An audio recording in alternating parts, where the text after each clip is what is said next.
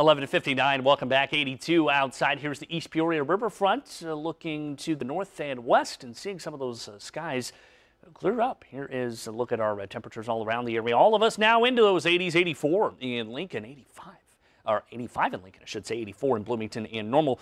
As we are cranking up those temperatures this afternoon, same trend continues the next couple of hours on the upward trend. We're going to the mid-80s, and we'll talk about heat indices even a little higher. Could even crank up temperatures a little bit more looking ahead to tomorrow. Full details on that when we see more fall-like weather coming up in our next half hour. Lauren? All right, Jesse, thank you. Well, the Chicago Cubs will now have a new manager next year. Joe Maddon lasted 5 years with the Cubs. That included 4 trips to the postseason. He will be remembered most for leading the Cubs to the team's first World Series title in over a century. That 2016 team beat the Cleveland Indians to reverse the curse and bring the World Series trophy back to the north side of Chicago. Maddon's contract was up at the end of the season. President of the baseball operations, Theo Epstein, says it was a mutual decision. Don't go anywhere. Our next half-hour news starts right now. From WEEK, your home team. This is 25 News at Noon.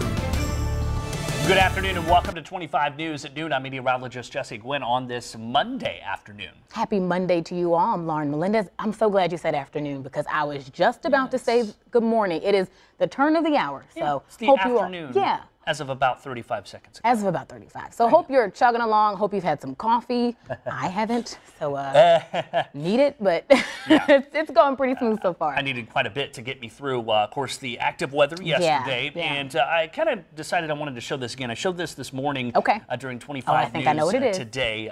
The meme that has been made Let's of talk me. about it. Yeah, so safe place. Look at that. Yeah.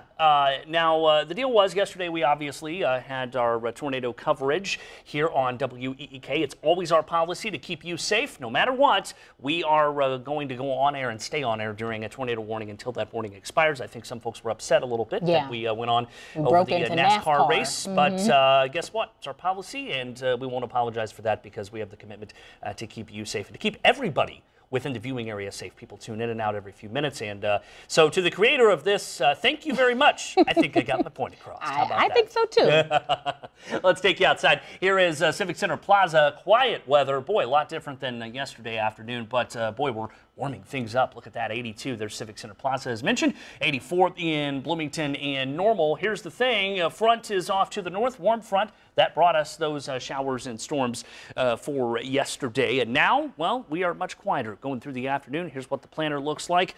Deal is, though, on the back side of that front, south-southwest release 10 to 15 miles an hour. At times, maybe closer to 20 miles an hour. That's bringing us that warmth and moisture, and it's not going away just yet. How long it lasts and when that fall-like weather comes around, that's straight ahead. Lauren. All right, Jesse, thanks. Well, those severe storms he was talking about over the weekend left one River City family in shock. The Harshbargers have lived on Keller Parkway for 18 years, and they say they've experienced a couple inches of water in their home, but only during the worst of rainstorms. That was until Friday's downpour. Take a look.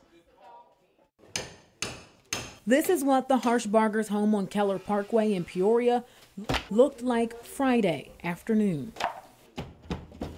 Michelle Harshbarger wading through waist-high water to try and save anything she could. I couldn't believe it. I was like, how on earth could that much water get into our house? It's just, it was mind blowing. Her husband Paul was at work when he got the call that water was coming in through their vents and then the windows of their split-level home. Unfortunately, where I'm standing now was filled with water up to my knees. So even if I could pump the water out of the house, there was nowhere for it to go. Here's how it looked Saturday after dozens of friends helped clear what used to be the living room, kitchen, and dining room. We got great friends.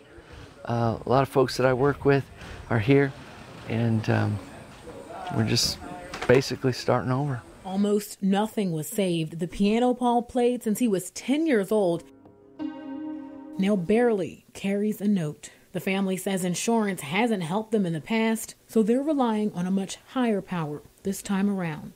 We're doing a lot of praying, asking God for help. Wow. Well, again, we want to thank them for allowing us to come right in and show folks how they're coping with all this. And the family member, one of their family members rather, has set up a GoFundMe for the Harshbargers. And so far, all right, our last check, they raised over just around $3,000. We have that information, of course, on WEEK.com. Well, not too far from that family is where we find these images. Check out this viewer video shared with us on Friday afternoon during the thick of all that rain. A bus appears to be driving through the floodwaters in Peoria. This is from our viewer Doug Martin. Thanks for sending that. And he captured the footage in the 700 block of West Teton Drive. And he said the bus tried to make it, but eventually got stuck and it had to be towed later on. He thinks it was a Peoria public school bus and said parents had to drive to the bus to pick up their young kids. Now, so far we have reached out to the district for confirmation. We are waiting to hear back from them. Well, on Teton Drive, it also caved in after the flash floods at the intersection of University and Peoria, forcing road closures and crews to come back the next morning to work on it.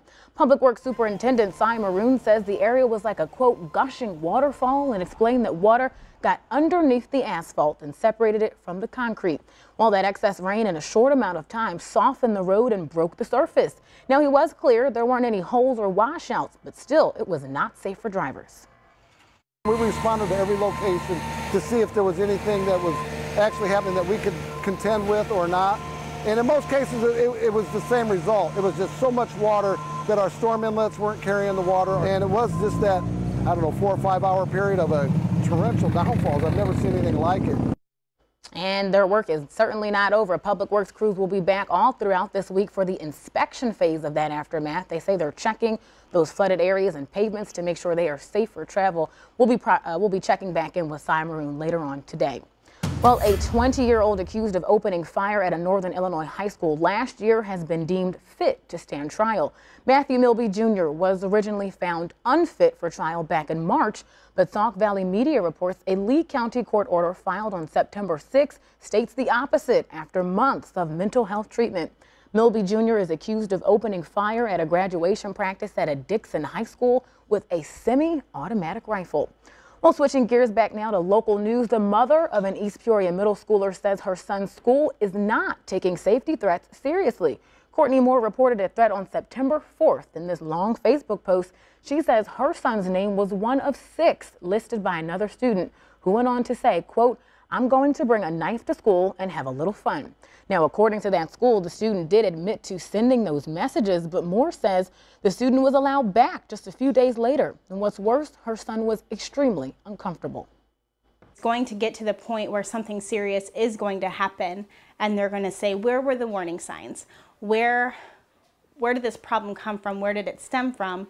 And there are all these signs here, and they're ignoring them. They're not doing enough to address these issues. They're not putting our children's needs and safety first enough to make sure that they are going to be okay going to school, both psychologically and physically. And in a press release from District 86, school officials say they do not believe any of their students are unsafe.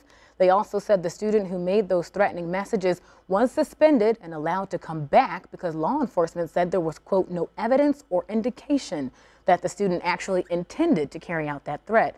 Moore says she will not be letting her son go back to Central Junior High. Well, coming up this week, the trial continues for Gary Berchtold with a jury pretrial in Marshall County. That starts Wednesday. The 39-year-old Marshall County man is accused of killing Tiffany Murphy last year. He did plead not guilty to that crime, and he also demanded a jury trial for the murder case. He was indicted on 4 separate murder charges. Berchtold allegedly shot Murphy to death in his home, burned her body, and dumped her ashes in a different location last August. Berchtold's trial is set to start November 18th. If convicted of Murphy's murder, he could be facing life in prison. And the Tazewell County Health Department is offering the National Diabetes Prevention Program. It's all guided by a trained lifestyle coach who gives participants skills needed to make lasting changes, like losing weight, being more physically active, and managing stress. Now, folks with higher than normal blood sugar levels, they say, are 5 to 15 times more likely to develop type 2 diabetes than those, they say, with normal blood glucose levels. The program will be held this Wednesday from 9 to 10 at the Hopedale Wellness Center. Well, 100 miles for 100 years. Easter Seals celebrated their centennial with a bike ride Saturday at Timber Point Outdoor Center.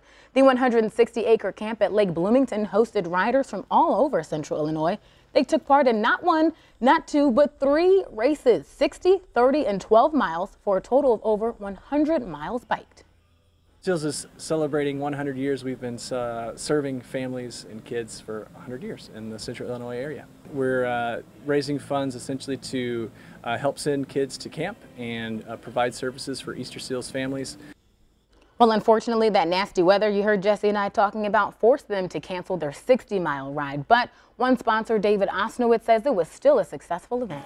Everybody seemed to have fun on the 30-mile route, and a couple people that were intent on going longer, I think, are out there still riding the 30-mile route a couple times. So I think everybody got plenty of riding in. And those funds raised for Easter Seals will go towards serving over 5,000 families in Central Illinois and providing a summer camp experience for children with disabilities. On Sunday, people gathered on the Illinois State University quad for the American Heart Association McLean County Heart Walk. So far, they've raised over $45,000, and all of that money goes towards a multitude of things, including improving patient care, advocating for better health, reaching out to populations at risk, raising awareness, protecting the future. It goes on, and of course, educating Americans. They say by year 2020, their mission is to improve the cardiovascular health of all Americans by 20%. They also plan to reduce deaths from cardiovascular disease and stroke by another 20%. Just here to raise awareness and education on heart disease and stroke. We always have for our survivors our survivor caps and tribute stickers so they can share who they're walking in honor of. Well, if you can believe it, heart disease is the #1 killer of women over age 25. For more information on that or to donate, look for this link on WEEK.com. Well, Sunday, folks also laced up their shoes for the 22nd annual Memorial Walk and Roll-a-thon in Bloomington. That event raises money for the Illinois Spina Bifida Association that serves children, adults, and families of those in Central Illinois affected by the condition. Do it as a memorial to some of the people in the group that aren't with us anymore, but mostly kind of to celebrate the individuals with spina bifida, connect them with other families, and to raise funds for the Illinois Spina Bifida Association. Spina bifida is a lifelong neurological condition that affects the spine and is usually detected at birth. The ISBA serves nearly 1,000 families in the area. And the weekend rain didn't stop some artists from coming together at the Peoria Riverfront for the 57th annual Fine Arts Fair. Several artists said, yeah, they still saw some pretty great crowds despite those storms over the weekend. The event was hosted by the Peoria Art Guild, and they are actually one of the oldest art organizations in the entire country. One family tells us they came all the way from Saugatuck, Michigan to show off their work. The Liebens say, well, they never miss a year. There's always amazing things at the art fairs. You know, you just see some really amazing jewelers here, photographers, pottery. Get this. That woman, Marsha, her husband, John, creates digital paintings based on environmental issues. She says he loves to solve problems in a very whimsical way. I think that's pretty cool. All right, when we come back, Jesse has another check of our forecast, plus an annual event to positively impact those with congenital heart disease. We're taking a look at how they're doing it after the break. You're watching 25 News at Noon with Simone Doughton and meteorologist Jesse Gwynn.